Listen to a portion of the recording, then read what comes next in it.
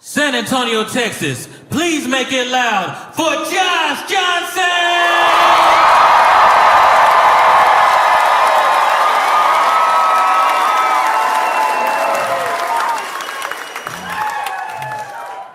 If I'm truly being honest with y'all, one thing I've not been able to stop thinking about is the tariffs.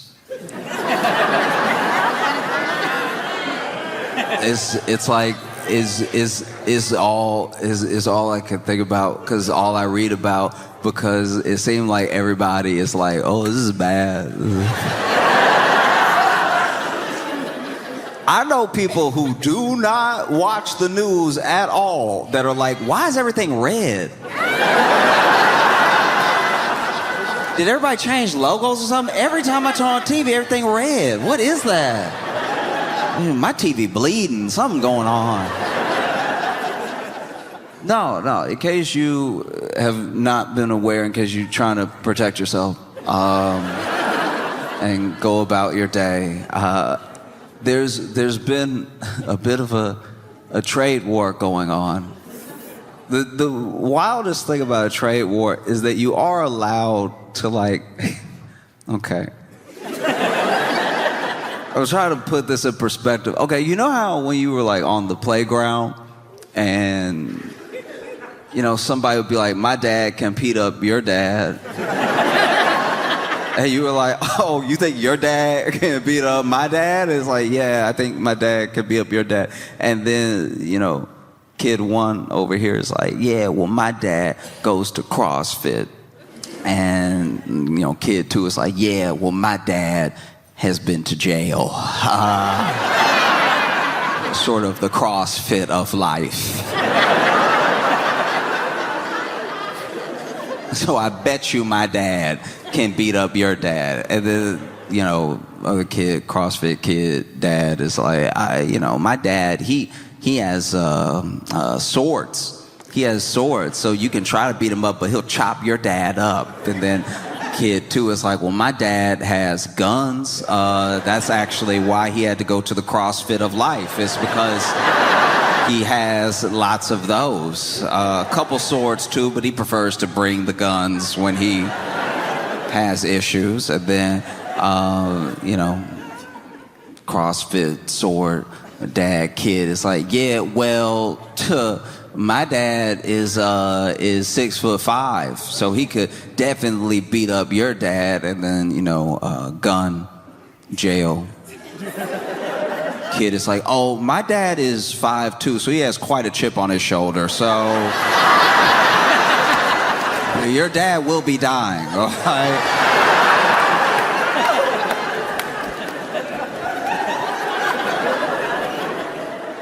And that's kind of what a trade war is like. You know what I mean? It's like nothing has to happen at the moment, but it is a lot of being behind the desk like, I bet you my economy can beat up your economy. And we know that Trump loves tariffs because even in his first term, he had a lot of tariffs on China for steel and everything. And he campaigned on tariffs and what he thought tariffs would do, at least what he says that they'll do for the U.S. economy in the long run. And so we know that he is serious about the tariffs. I think there were definitely some people that thought that he wasn't serious about the tariffs, and that was a mistake because he was very serious about the tariffs. He was so serious about the tariffs that apparently, now look, I'm gonna do my best here. I am both paraphrasing for the sake of brevity and going off of things that I've read and things that I've been told, and I am not an economist, so I'll do my best job, but I'm telling you, I'm gonna be wrong, okay? But I'm gonna be as close to right as possible on purpose. But apparently this man loves tariffs so much that right when he took office, there were economists, conservative Trump voting Republican economists who, while leaning right, still understand the economy. They still, that's not a dig. I'm saying that the two things can exist together.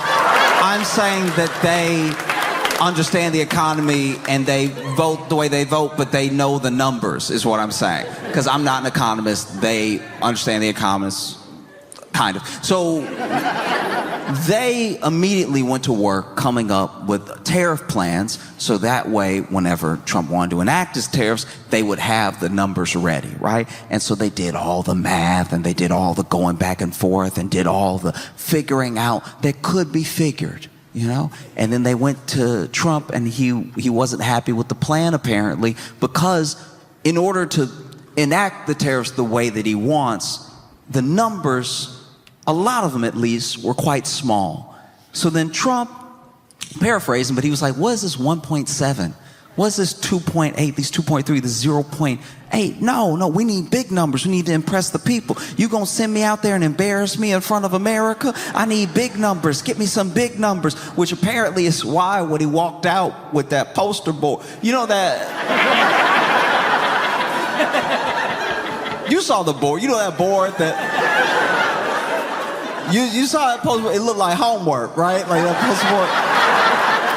Yeah, poster board out, and he was going down the line, right? He was going down and just naming places like 10, 10, 10, 10, 10, 10, 10, little bit of jelly donut, 10, 10, 10, 10, 10, 10, 10, a little bit of chicken grease. That was not 100, that was a 10, 10, 10, 10, 94. You know, because he hit the world with 10% tariffs. If you were anywhere on earth, you could get this 10. Please don't think you can't get this 10 just because you uninhabited. Anybody can get it. Anybody can get it. Please believe me when I tell you. Anybody can get it. All right? You think you cute because you just got some little aminals on your little island? You still getting it. All right? We don't care. This is America. We do what we do when we feel like it.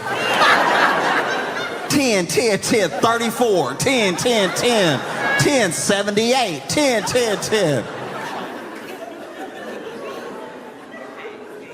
And it was perplexing. The economists didn't understand it. Top Republicans didn't understand it. Even the people that were in support of Trump and his tariffs couldn't tell you that they really understood it.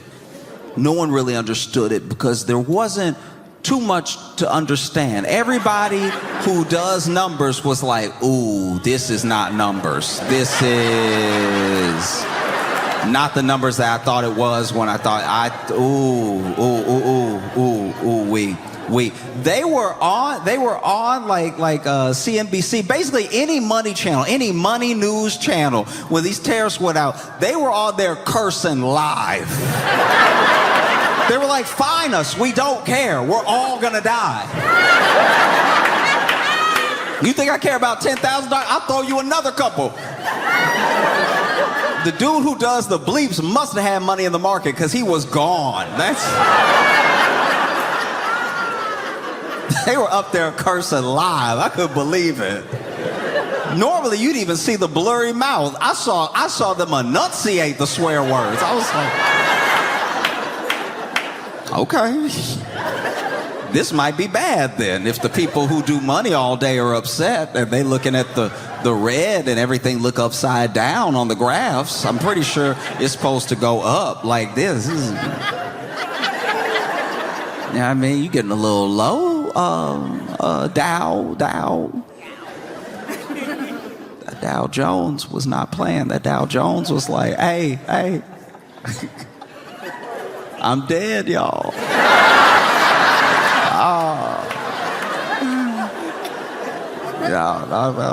No. Yeah, that S&P 500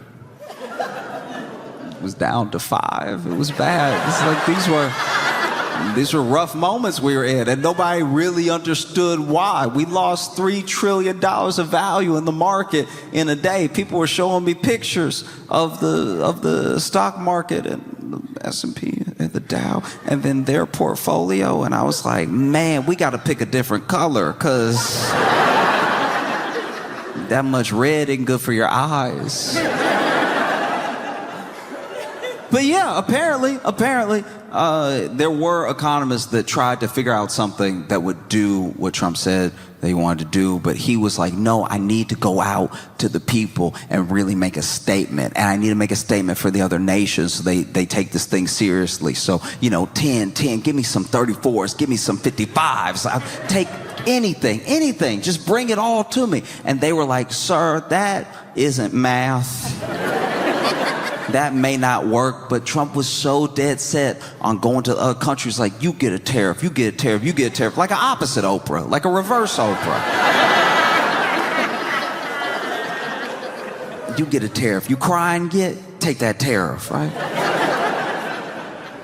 And now this part, I hope, is not true. I'm repeating it because I've read it like in 5 different places. It's been told to me 3 different times, but apparently he sort of sent away the plan that the actual economist wrote up, and then he asked someone else to draw up a plan that would do the tariffs truly bigly, right? Like we really making a statement. And in doing that, they did, apparently, I don't want this to be true because it means we're all doomed, but apparently they did ask ChatGPT what to do with which I don't know. I feel like even when they typed that in to ChatGPT, Chat was like, you sure, dog?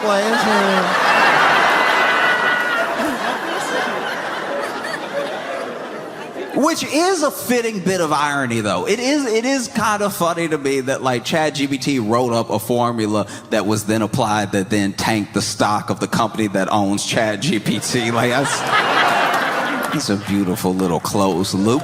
But ChatGPT went ahead and did its thing.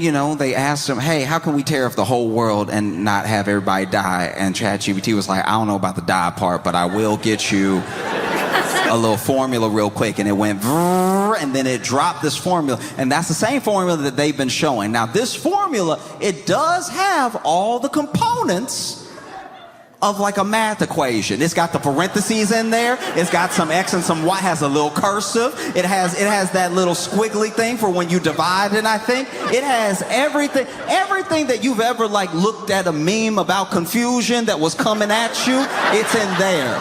It's all that stuff. All that beautiful mind drawing stuff is what's in the thing. It's got some tops, it's got some bottoms. It's got some other like little symbols rubbing together and everything.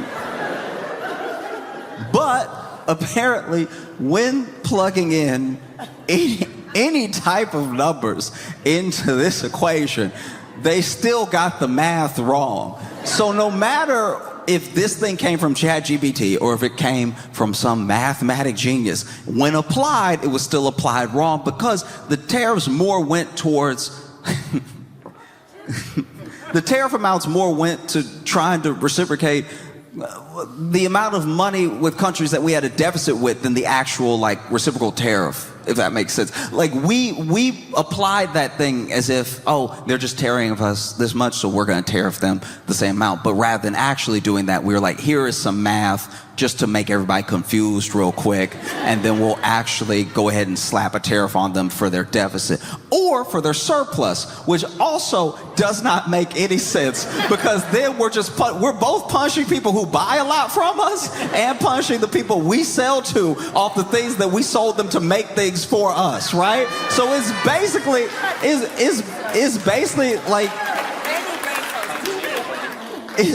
like being in a bad marriage where like it's like being in a bad marriage where it's like, well, I don't know why you hate me. You married me. Like, I don't know. I'm just over here being your husband. I don't really get why you so mad at me right now. Ooh, you hate me, but you married me. Anyway. And so that is partially where we landed, which is distressing. That first day, these tariffs get applied, the markets react and everything, and $3 trillion of value is just gone, sort of wiped out in the moment.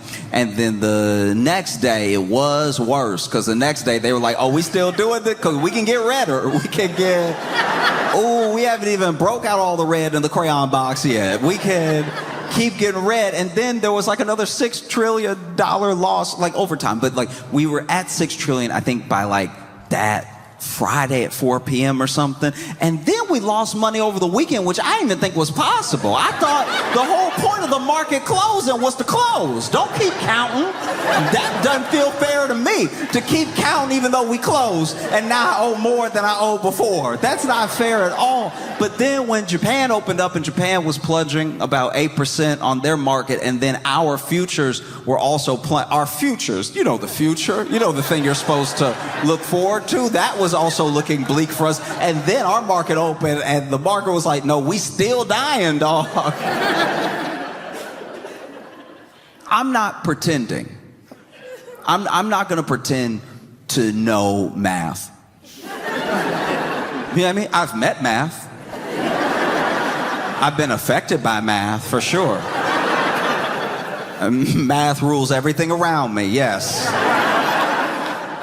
But when I tell you that the reason I don't want to hold like public office, I don't want to do any of that stuff, is because I don't want my math to affect anybody else, because I'm bad at it. I'm bad at math. The only time that my math affects other people's lives is when it's my turn to pay at dinner. And that is a bummer for everyone. That is, you can feel it. Okay. When it's my turn to pay for the check and I'm trying to, in my head, out loud, figure out the tip to then add I gotta divide to do the tip, and then I gotta add the number I just divided and then put that together and put that on the total on the merchant copy, all right? We're all up to speed. We've all been to a restaurant. But watching me do that it instantly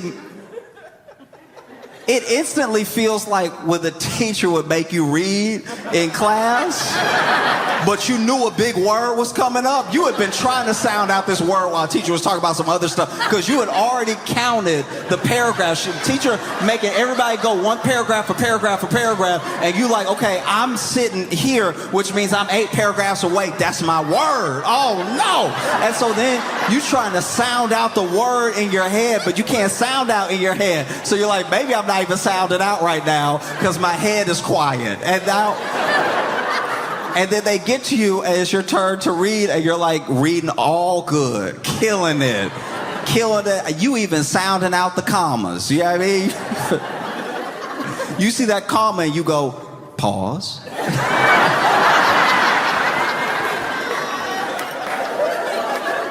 And then you finally hit that big word and you like, all right.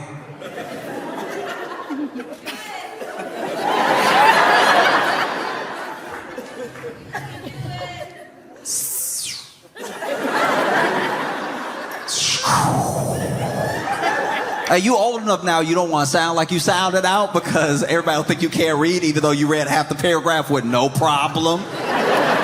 You did mic drops on those periods. Anytime there was a period in a sentence, you were like,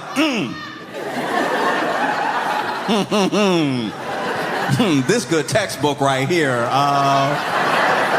What do y'all know about this English lesson, this Chaucer, okay? And then you finally get to the word and you're like, that's a cough. That was a cough. That wasn't even me reading just now. That's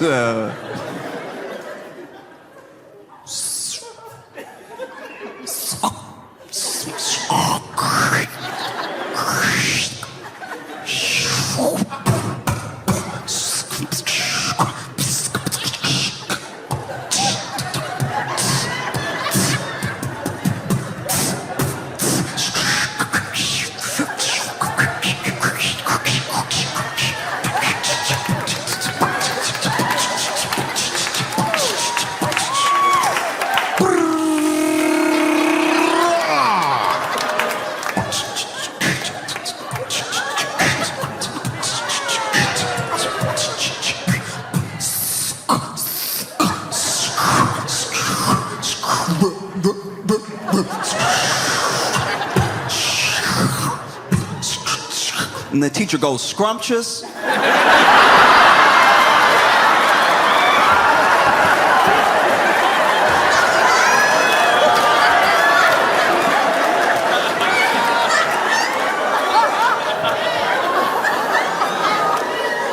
I was getting to it. I was getting to it. I was just trying to enjoy the word. I was trying to chew on the word. You the one getting all impatient and stuff. You trying to teach us patience. You're not even patient. That's me. Like, at least the closest I come to ruining everybody's life with math is when it's my turn to pay at dinner and I'm trying to factor out loud the tip, and I'm hearing me try to do math in my head, hearing a grown man say carry the is not gonna inspire confidence in my abilities, right? If I'm sitting there with the, okay, and then you got the two right there, all right? Anytime I gotta do math without a calculator or a pencil, it's a whole conversation. I'm literally sitting there like, all right, so, I'm gonna do 25% because she was killing it, all right? So 25%, that's even better because it's also a quarter. Now I just gotta break this down into 4 parts and then put that line there, right? So now all I gotta do is get you to be still, be still, be still, be still. Stop it. I'm telling a 6 to stop it out loud at the table. Stop moving, all right? So now we gonna carry the 3, and if that 6 will be still, I think we at 9. No, that's up. That's not even division. That's more. Okay, all right. So I'm gonna put a 4 here, and that 4 gonna slide up and trip that 5. Gonna kick the legs up under that 5. And then that's a 1. Why couldn't this be an even number? Why couldn't somebody just order the guacamole like I said? That would have got us closer. Okay, so 7 and 3, that's 10 anyway. So that's 10. So now we know we're gonna have a 2 in there.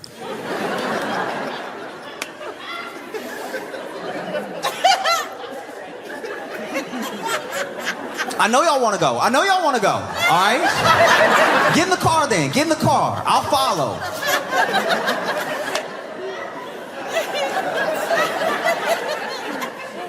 Yeah. And then I get embarrassed. And so I just write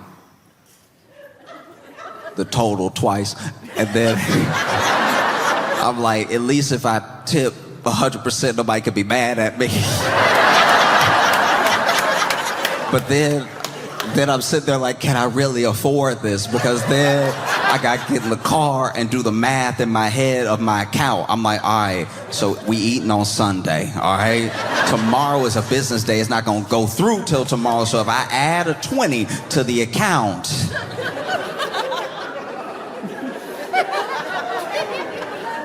ooh, I'm overdrafting hard. Oh, I don't know what the number is, but I know that fee gonna hit.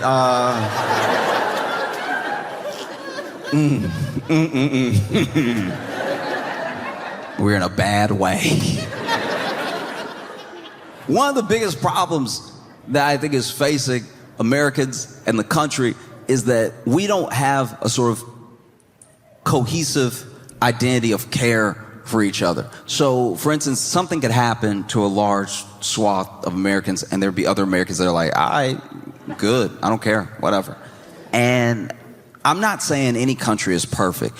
And I know that some of the countries I'm mentioning have at least a little bit of a homogeneity to them and everything. But whether you're Portuguese, you're Spanish, you're Italian, you're Brazilian, you're Mexican, when something happens and it happens to your countrymen, you see it as happening to your countrymen because they're all in a country together. They're all like in this thing together. I'm not saying there's not poor and rich and they don't have some of the same problems that we have. I'm not saying that factions haven't split people more than ever before, especially with the internet. I'm just saying that like they can look at a person they don't know and be like, that is my countryman, right? And we haven't had something like that for a long time. There are whole parts of the country that if you put them in a room together, we assume they would fight. We assume that it would come to blows almost immediately, just off of like, hey, do you want to pass the salt? Like, just like not even a political thing, just, it would just happen eventually, you know? And I thought that the connective tissue that we had as a country would put us together cohesively was at least like capital. I thought it was at least money. I thought that money would be at least the one thing that made us go, all right, we should all stop and figure this thing out right now. If it's not money, I don't know what it is. Like visiting another country and seeing it doesn't have to be this way is crazy. I'm surprised that's what we're not allowed to do. I'm surprised we're allowed to still travel. Because if you go anywhere else on like planet Earth, and I'm not talking about every place, I'm just saying, there are places that you look around and you'll be like, y'all don't just punch people in the face for being broke? Y'all don't just... Wow, all right, crazy. Going to another country that's like functioning and seeing how they operate is like going to a functional family's house for dinner. Like, it's just... You're just sitting there astonished. You're like, everybody here? Everybody sitting at the table together? All right. Got mom, got dad, got kids, and invited me over as a guest, and y'all just all smiling. As the dad, you're just sitting there. You're sitting there asking your kids about their day. Their day at school. What are you doing, dude? What are you doing? You should be abandoning all of them right now. You should be abandoning all of them. You should be going to Vegas and putting it all on black, and then you win. You actually win. You doubled your net worth in a day, and then you put it all on red because you had a feeling, and then you lost it all, and then you're sitting in this casino's cafeteria where there's very nice food, but somehow it's still like a disgusting cafeteria, and you've got these crab legs and these lobster tails in front of you, but you're wondering what you're going to do after tonight because there's nowhere to go because you left home. That's what you should be doing. Not asking your kids, how was school? Like, and then the mom sitting here. Mom sitting here, help dad cook the meal. They cooked it together as a family unit. You know, they didn't just fall into general norms. You know, they figured out that he bakes good and she makes great chicken. So she made the chicken, he baked some bread and everything. And it's all on the table together. They're watching their children eat it for the nourishment of their bodies. Food that they bought through the work that they do. They both work jobs. You have to be a 2-income household now. It can't just be one person working. And so they worked really hard and they bought that food and they cooked that food to the best of their ability. And now it's going to feed their children and give them good nourishment for their bodies. And they don't resent those kids at all. And that's crazy. Like, why aren't you looking at these kids like they ruined everything? Why aren't you telling them what you did before they were born? Like as a dad, you should be telling them, I used to dunk. All right? I used to have a sick vertical. And then, you know, you came along and I was trying to put your car seat in the car and close the door too fast and slam my knee. I'll never jump again. But enjoy your baked goods. Like, that's the type of dad that you should be. Just over here smiling at them, watching them enjoy your bread. Oh, Dad, it's so good.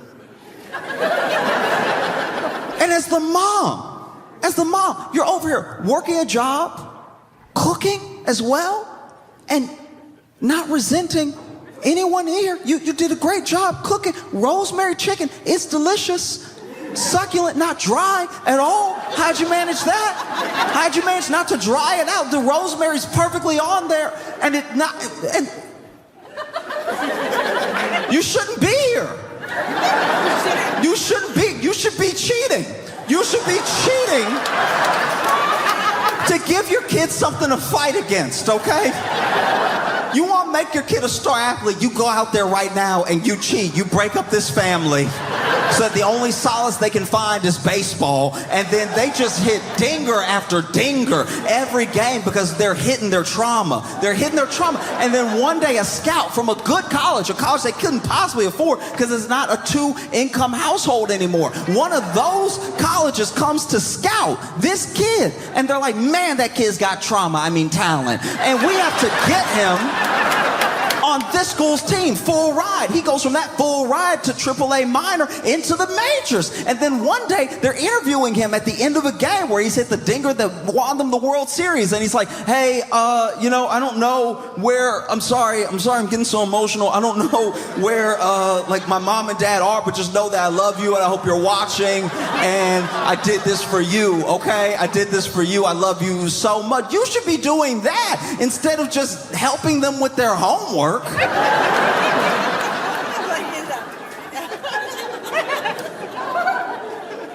And the kids are like sitting there, well behaved, which is crazy. It's crazy. It's crazy. They're not hitting each other at all. They're not trying to put a fork in the other's temple at all. They're just sitting there enjoying like mom and dad's cooking and everything, laughing at each other's jokes. Hey, I have a joke. Everyone cares. Like it's insane. You're sitting at a table as a family in America. This should not be happening, all right? You know, as the son, you should be sitting there yelling at your dad, give me back my skateboard or I'll kill you. Like that's more our speed, you know? And that's what it feels like to just go to another country and watch them go to the hospital when they need to go to the hospital. Like that's, just watch social safety nets happen and have just like a general care for citizens and stuff. That's what that feels like when it happens. One of the things that makes it so bad is that we have this attitude because of the strength of the dollar and because it is the base of like the world's currency. Everyone compares their currency to the dollar, the strength of their currency, the strength of the dollar, and people would like to be paid in dollars, at least for now. And there's an attitude that we have as Americans that it has to be that way. That we don't know any other way, so it must stay that way. So it really doesn't matter what we do, but it does. It does. All of that belief, all of that standard with us as a standard is confidence. And if your partners lose confidence in you, it's not going to be good for you. If your confidence is waning because of moves that have been made and unpredictability, then people will try to figure something else out.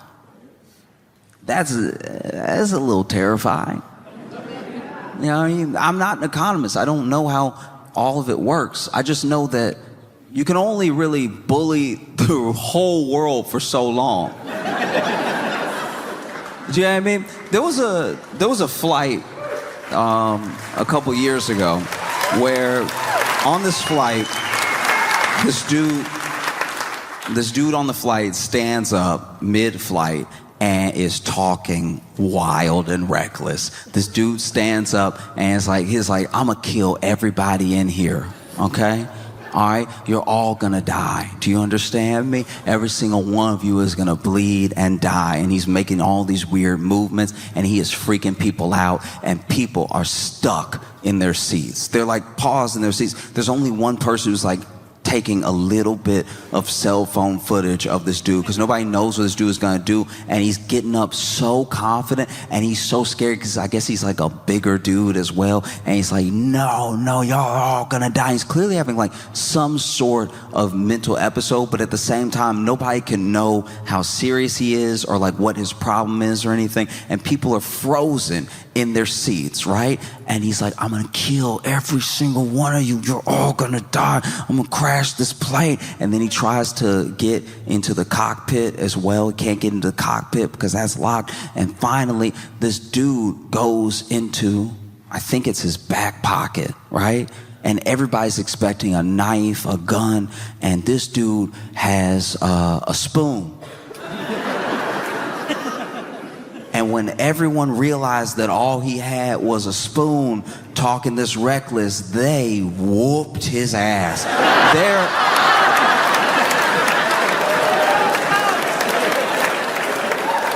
There was plenty of cell phone footage of that.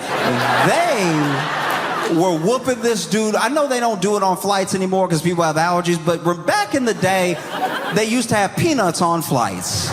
And every once in a while, somebody would open the peanut packet too hard, and the peanuts would go everywhere. They go over the tray table, but then they go in the aisle, and they bounce all down the aisle because the plane was still getting some altitude and everything. And he kind of looked like that peanut. They were passing him around, beating his ass. They were really tossing him back and forth. And then he still had the spoon. Was like, wait. Man, that cracked me up. Wait.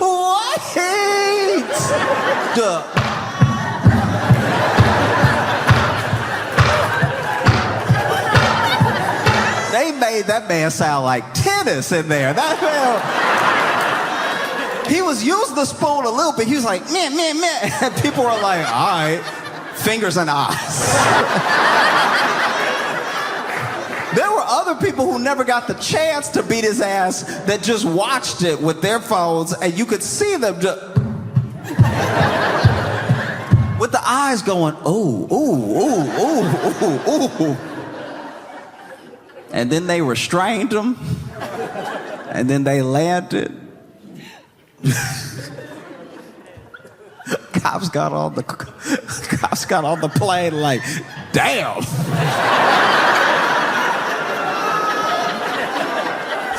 I thought we were whooping ass.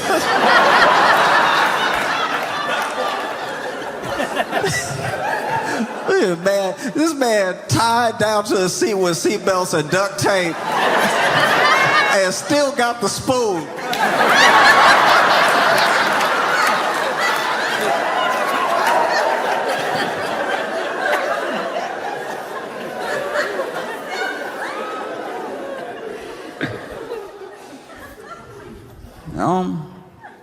And then, in the midst of all this turmoil, all this red, Trump tweeted, or,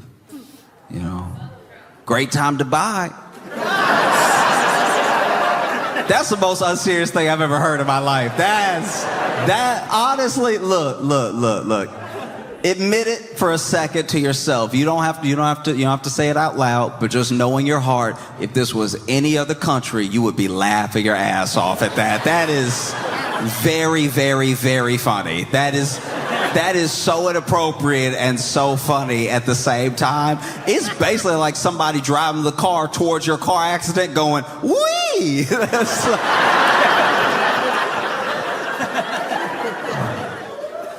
And then, because we don't have a serious system, because we're not doing things the way that maybe anybody should do them.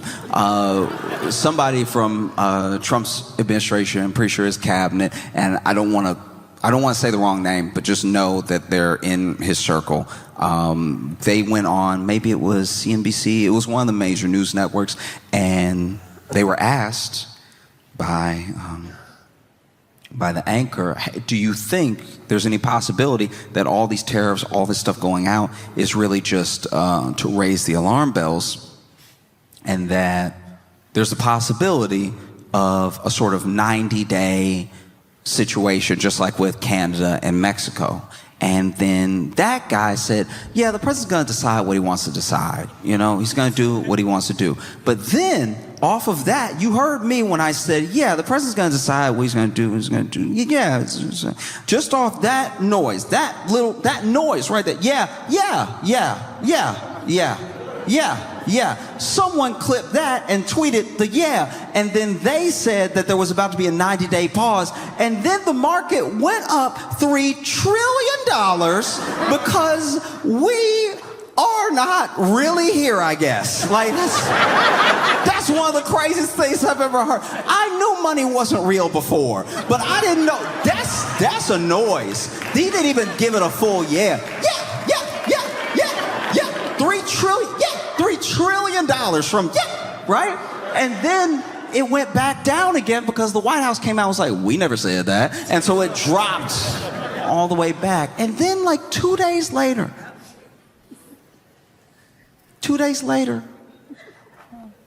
Trump reversed the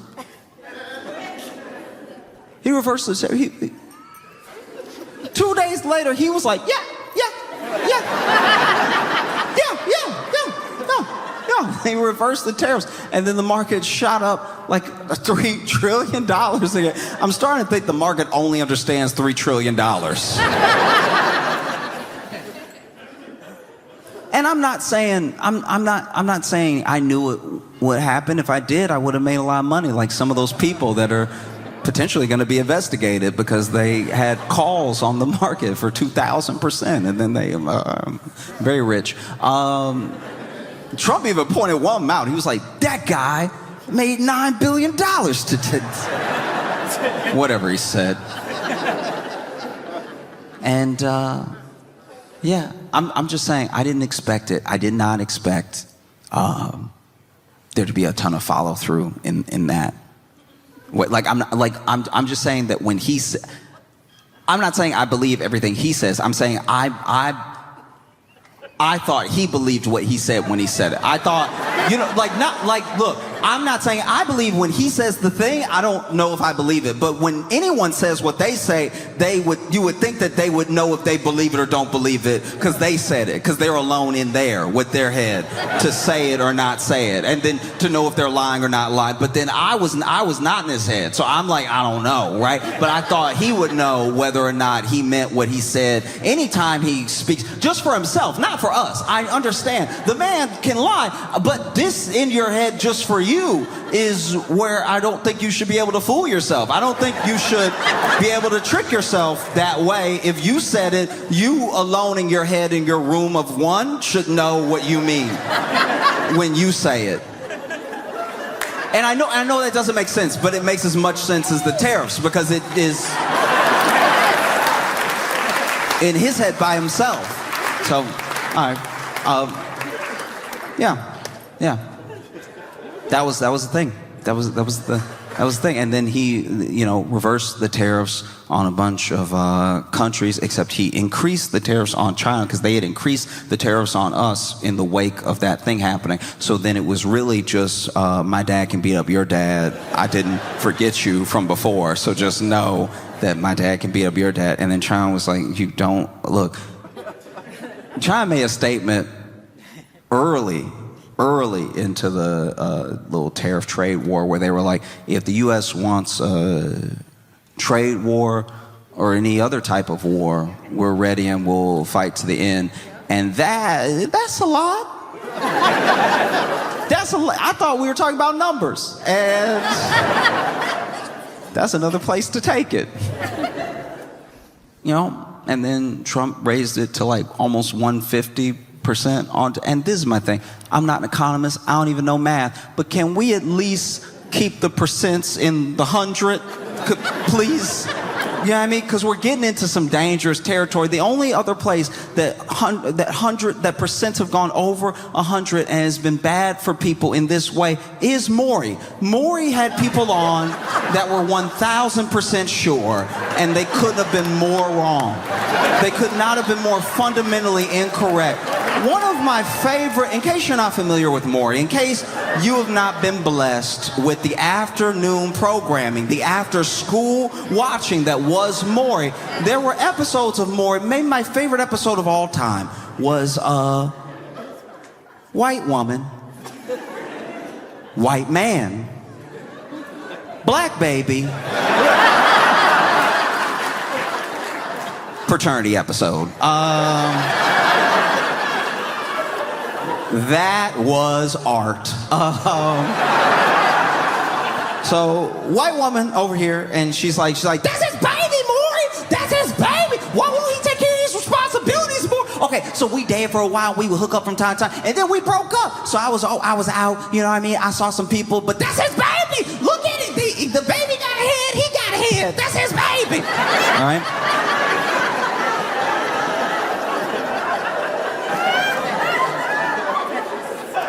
And then I never thought that I would have to say it this way, but then this poor white man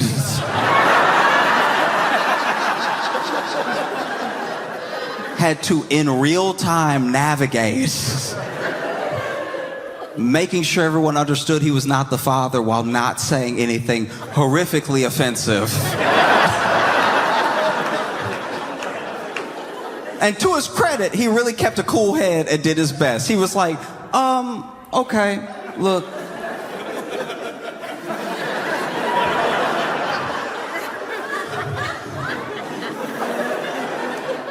We all God's children, all right?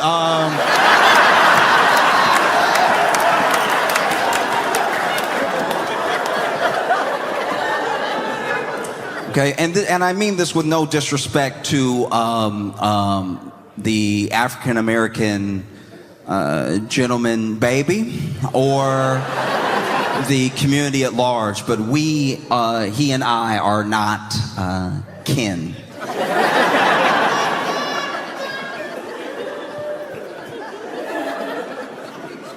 And then Maury, who is normally the voice of reason, who you think would have his back,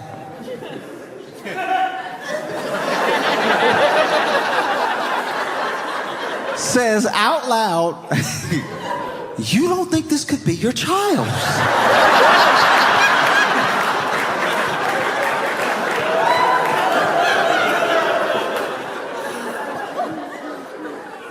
And this man is sitting here like, Maury, don't make me say it. Are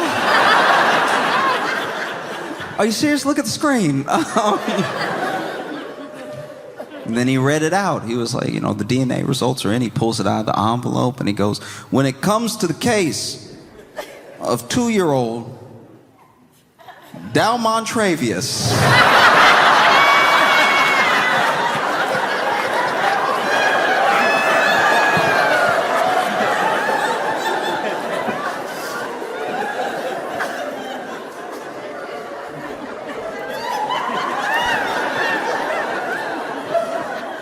Mike, you are not the father. And of course she was like, no! And she did 6 backflips and ran outside. And then he went, yeah, I know.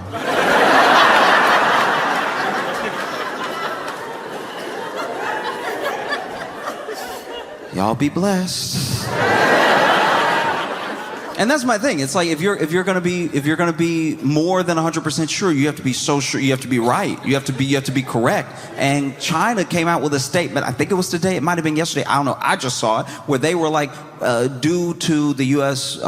Tariff raise, we will be raising tariffs 125%, and any other raises the U.S. will do in retaliation will be inconsequential and will be seen as a joke in the history of economies. And I'm just saying, maybe you don't want to get into a math contest with China.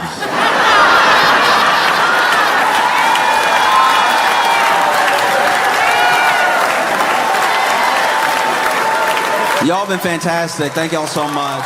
Trillion, that's a lot. Trillion, that's a lot.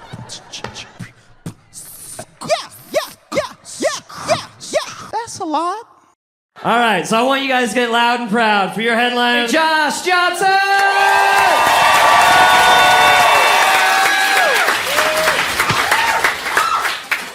Sometimes you hear things that stick with you forever, right? Like one of the things that I heard in school was it was one of Newton's laws. It's an equal but opposite reaction, right? And it's like a law of physics, but it's also a law of people to a certain degree. Except we don't agree on what equal is. Do you know what I mean? Like if somebody does you dirty and then you want revenge, whenever you feel satisfied, your friends, your family might look at you like you crazy. Like you like, oh, you didn't have to do all that, right? You know what I mean? Your friends and family might even tell you, hey, stop, you got them. You got him. I swear you got him, right? And you're like, no, it's not enough. Like, because you locked in, right? You locked into revenge? Maybe. Look, also because of how the world works and because of how we're all entering and exiting each other's lives, sometimes you make somebody pay for the sins of other people. Sometimes they did you dirty, but they didn't do all of it. That's not their whole fault. Like you clearly let out some demons on somebody else. You especially know you're doing it if you accidentally call them the wrong name. You know what I mean? Like you it's your last day at work, you quitting. You quitting this job and they ain't done you dirty too many times and you're sick of it, right? And then at the last second, when you cursing your boss out and you telling him where he can shove it and you can tell him how he treated you and how he no longer has any power over you and you can tell him to go right to hell and then you accidentally say, Dad.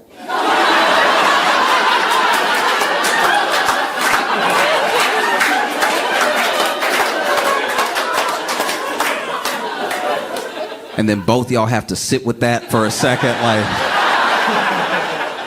Now the exit interview is awkward, right? Because you were on a roll. You had that whole speech prepared. That dad thing came out of nowhere, right? It was okay. There was this one time when I was living in Chicago that I was near Wrigleyville. And Wrigleyville, if you don't know, that's where the Cubs play. And it's like the ratchet bar bro-y type part of Chicago, right? So there's a lot of fights for no reason. There's a lot of like catcalling. There's just so much chaos happening, and it's all stuff that is like not. It doesn't faze you as much when you're like in your early 20s, right? You're just like, oh, I'm out where the party is. And I think if you go back there at like 30, you'll be like, ooh. Everyone here should call their mom. Everybody should. But while I was out there, there was this guy that was walking and he was drunk. He had that like.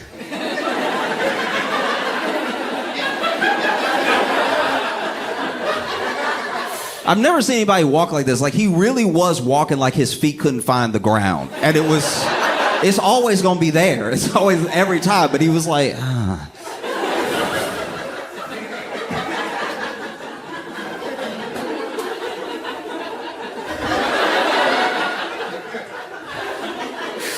And I couldn't believe he wasn't falling. He was staying upright and everything. And this guy was passing. And this guy was passing with his girlfriend. And the drunk guy, as they pass him, he clocks the girlfriend. And he just casually, like, spins on a heel and slaps her ass, right? Yeah, so she notices.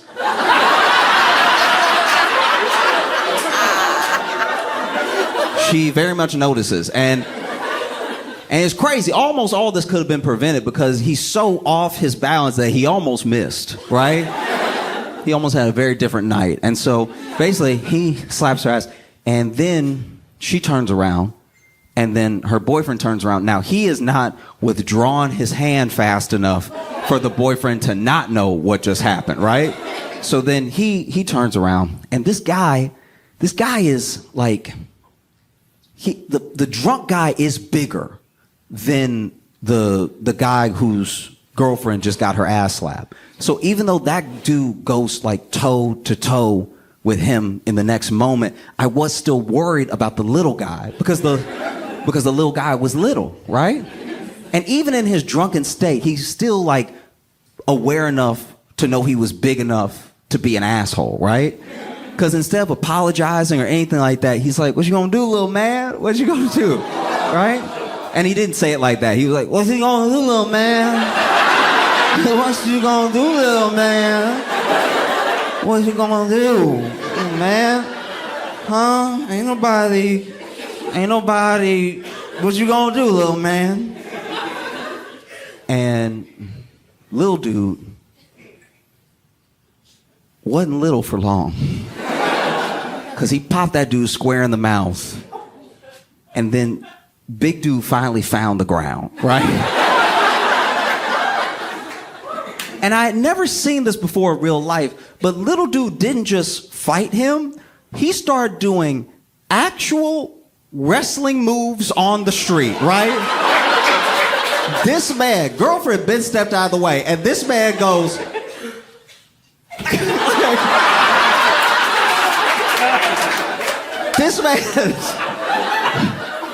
This man went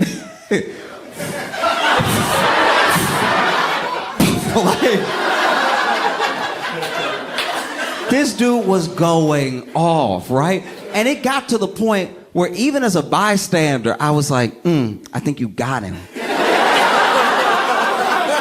I think you got him. Because the big dude is not getting up at a certain point. He tried to get up the first time, and him trying to get up was hilarious because, okay, so let me see if I can do it. So he over here like this, right? So he on the ground. And then he tries to like, because he's so drunk, he doesn't know he on the ground, so he tries to walk up.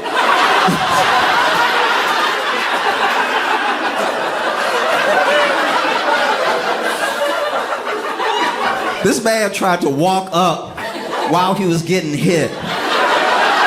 He was getting hit in his face, and he was like, what is stopping me? It's crazy. What's happening? And then he really tries to like walk up, and then he finds the ground with his hand, and then he goes, you gonna stop hitting me in my damn face. And then when he said that, the dude uppercut him, and he went flat back down, right? And then the beating did turn a little bit too much into dancing, right? Like then the beating, because then he started to do stuff that was not even wrestling moves anymore. He was just like, pow!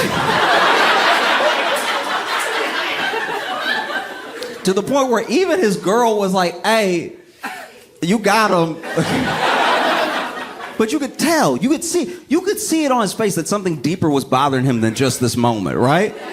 Because if you're not, and I'm speaking on the behalf of men who are not big, right? If you are not a big man, you've probably been punked a couple times in your life, right? Or at least someone tried to punk you because they didn't know they shouldn't try you, right? And so then that stuff starts to well up, and then out of nowhere you finally have a righteous opportunity to exercise all of that anger, so then you let loose. And when you don't stop, people are like, damn.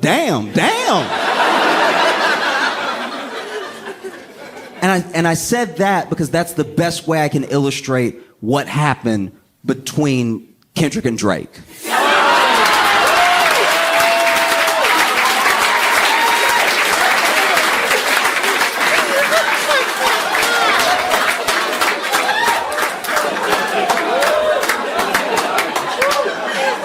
Because Drake makes his little like club beats, and he does his little, and he's a good rapper, don't get me wrong, he's a good rapper, but he makes his little like get drunk to this type songs, dance and everything. And then he was calling out Whitney, Kendrick's wife, because that's what he likes to do. He likes to attack rappers by their wife. If you look through his catalog, he does it every time. And then Kendrick said, okay.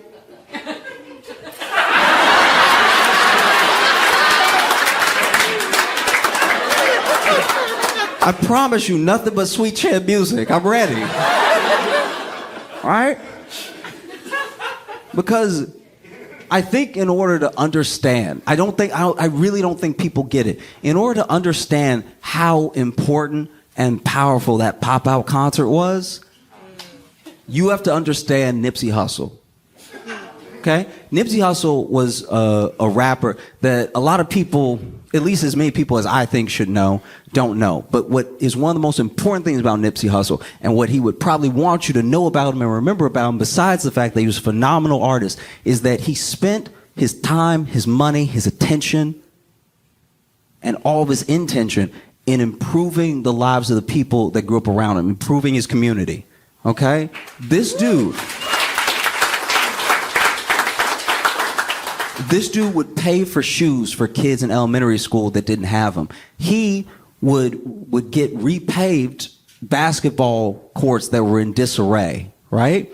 He would pay and help raise funds for funerals of victims and their families of gun violence, right? And this is all in his neighborhood. So the same way that people come up, he tried to bring everybody with him.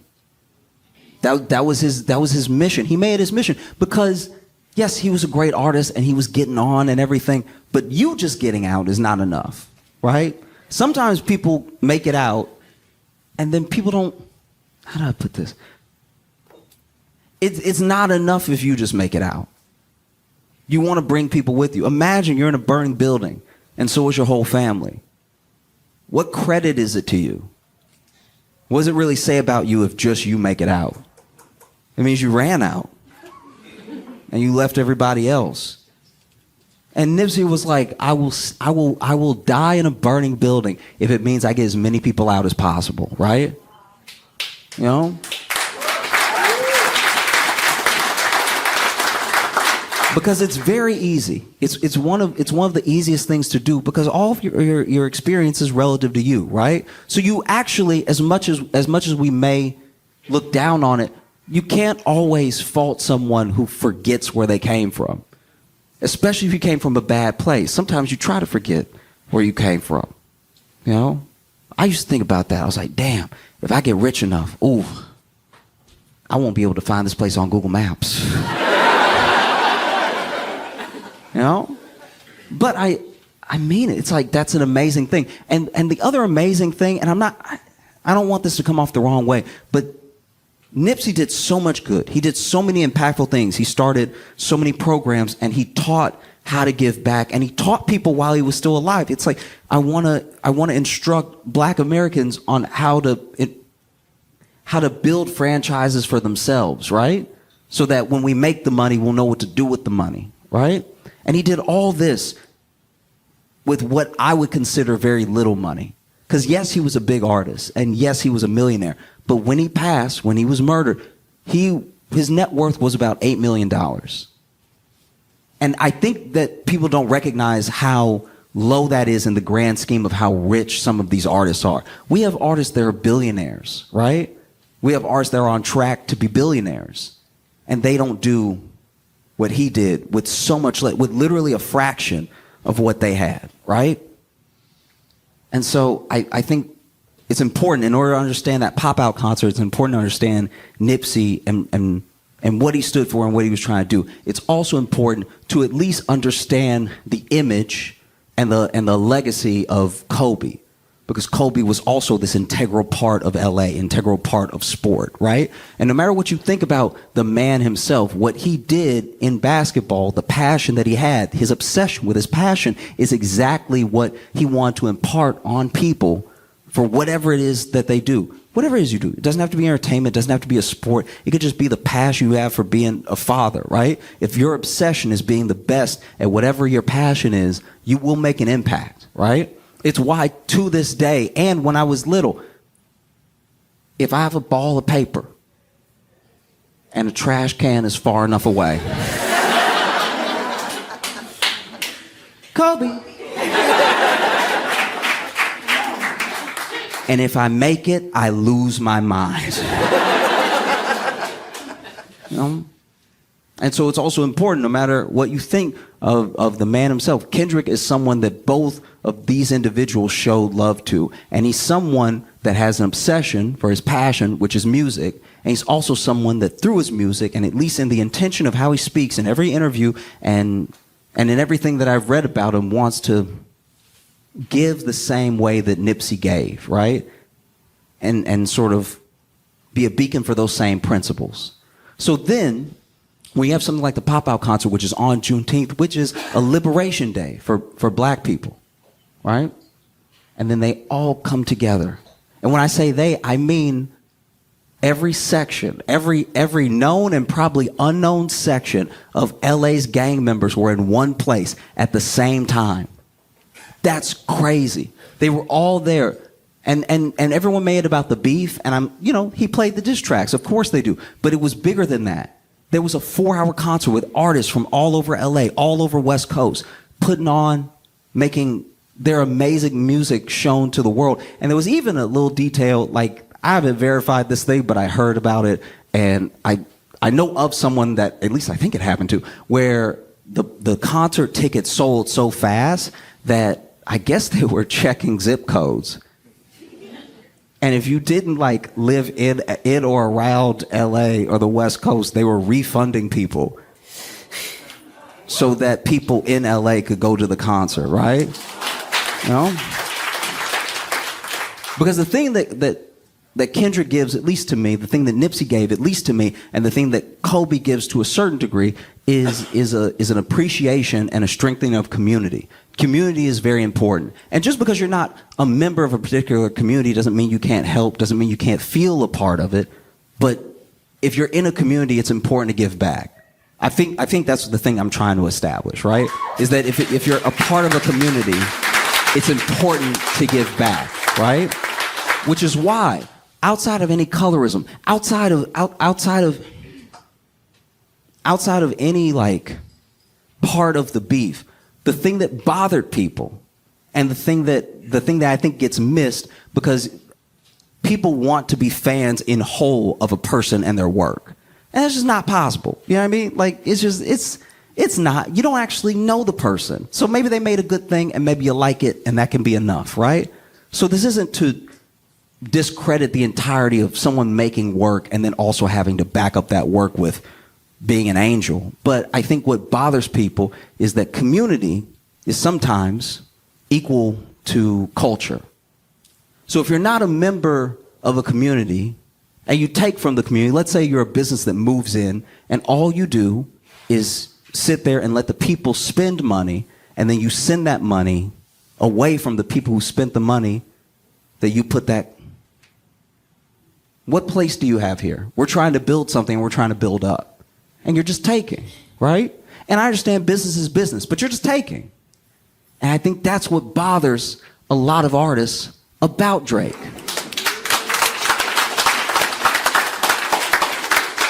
It's not that he's light skinned, whatever.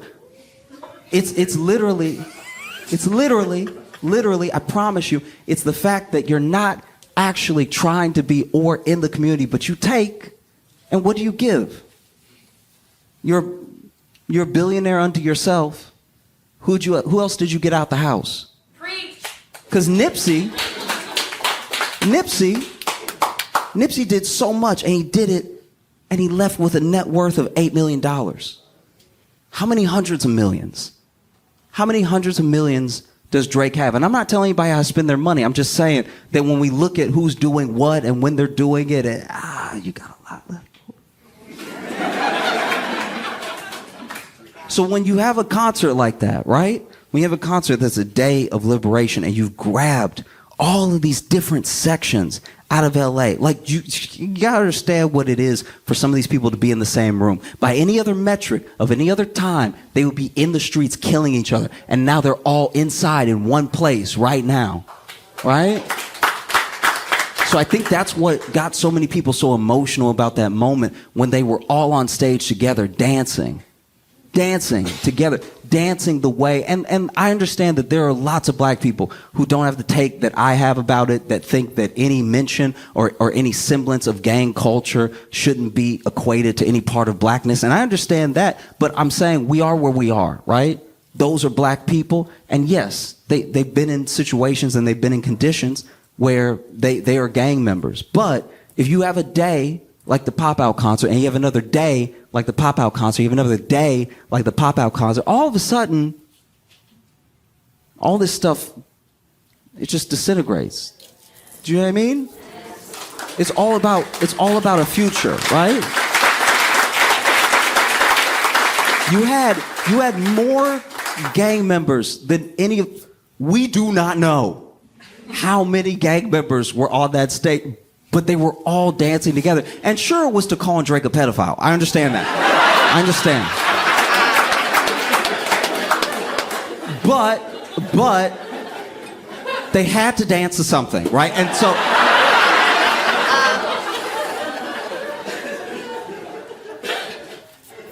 it was actually fascinating to watch because there were clearly a lot of people on that stage that did not want to be on the camera. They didn't want to, you know what I mean? They didn't want to be on the Amazon. Because even if I think one of the reasons people are having trouble finding the words to describe what an impactful and beautiful moment it was is because to tell the whole of it, is not only hard to do, it does feel a little like snitching. You know what I mean? Like if you're like, he was there and he was there and he was there. Now all of a sudden the LAPD is like, tell me more.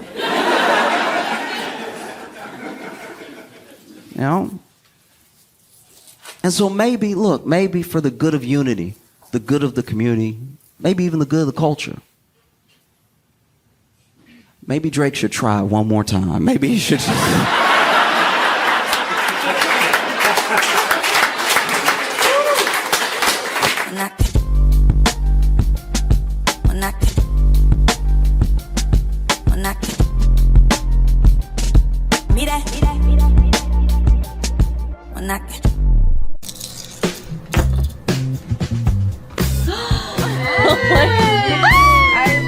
There's a portrait of Josh where it looks like he's about to do slam poetry. I have a fidget ring. You can spin it. The JJ patches. We got anime Josh here. Flower crown Josh here. We have a pen. Magnet hoodie. Ow. We love the Flowers tour. Please make it loud for Josh Johnson!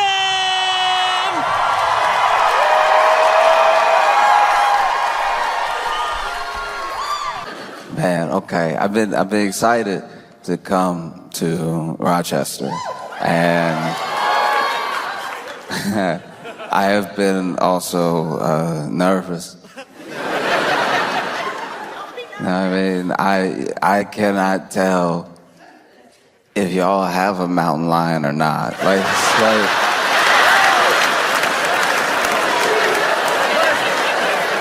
Listen, I can only go off of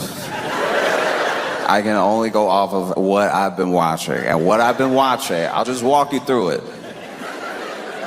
What I saw was a news report. This news report was of someone's Ring camera.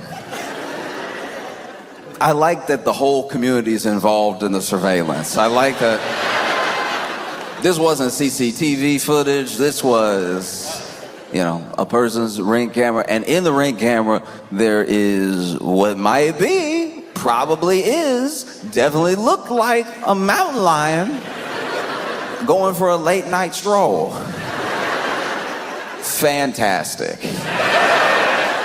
The mountain lions have heard that Rochester is a place worth parking. And so the mountain lions have shown up, and one particular mountain lion was letting himself be seen. That ended up on the news where I saw it. And I was like, that does look like a mountain lion. But then the internet being the internet, there were plenty of people that were like, mountain lion, that's a cougar.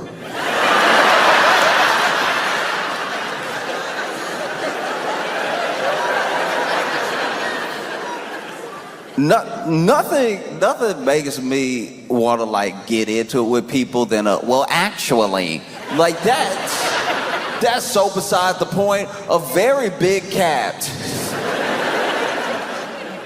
is walking around Rochester. Cougar, mountain lion, help me with the major difference. And then people initially, when the report came out, there was a shelter in place order, right? And I heard about the shelter in place order, and I was like, order? Who was fighting to get outside knowing there was a mountain lion out there? Who was like, y'all know I always wanted to pet one. This is so unfair. Every time something fun happened, I gotta stay inside. Shelter in place order is crazy. I saw people commenting online off the video, and I saw some people that were like, "Aww."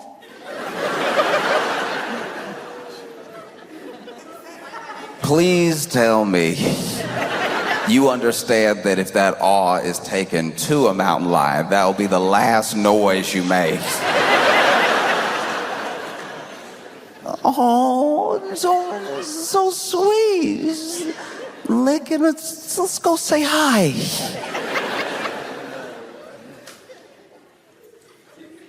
Oh. Oh. Wow, okay.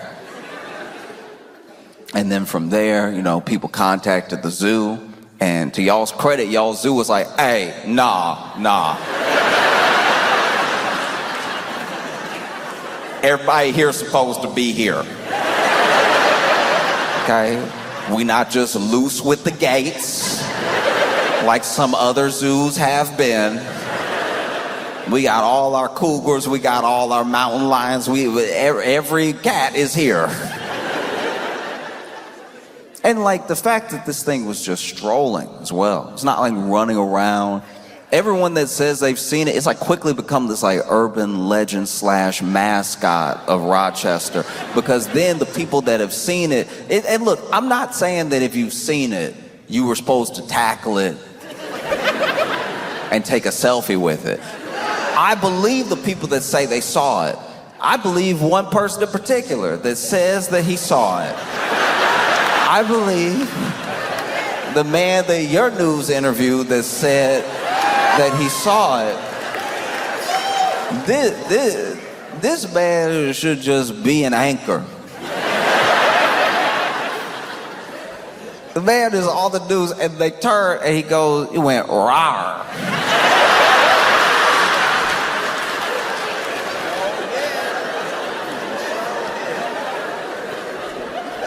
And I was like, go on.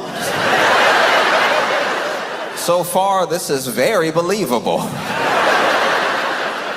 He's like, it went rawr, and I was like, ooh, I'm good. No, none of that. No. I like how that's how you get away from wild animals. It's because admittedly, look, I'll tell you, as a black person, that's exactly what's happening. If you see a wild animal out in the not wild, you start conversing with it like somebody you owe a lot of money. Hey, look, no, hey, listen, no, look, no, please, no, no, bruh, no, thank you, no, please. Look, nah, later maybe, but no, not today. Oh, Lord help me, oh. This man gives this interview, he says he saw a row, and then he was like, no, I'm not messing with you, no, thank you, no, I'm out of here, no, I don't mess with lions, tigers, bears, good policy. These are good things to keep in mind. I don't mess with any of them. And then my favorite thing about the interview wasn't that he was like, it could be anywhere. It could be in those bushes, as this man looked up.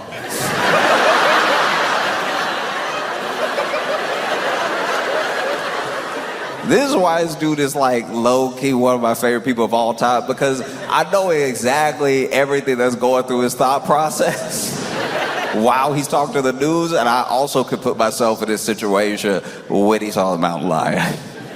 No, I could be in one of these bushes anywhere. He stopped just short of what I probably would have said, which is it could be anywhere. Anywhere, these bushes up here. It could be in the house. It could be you. We don't know each other. How we know he didn't stand up, tuck the tail, and was reporting live?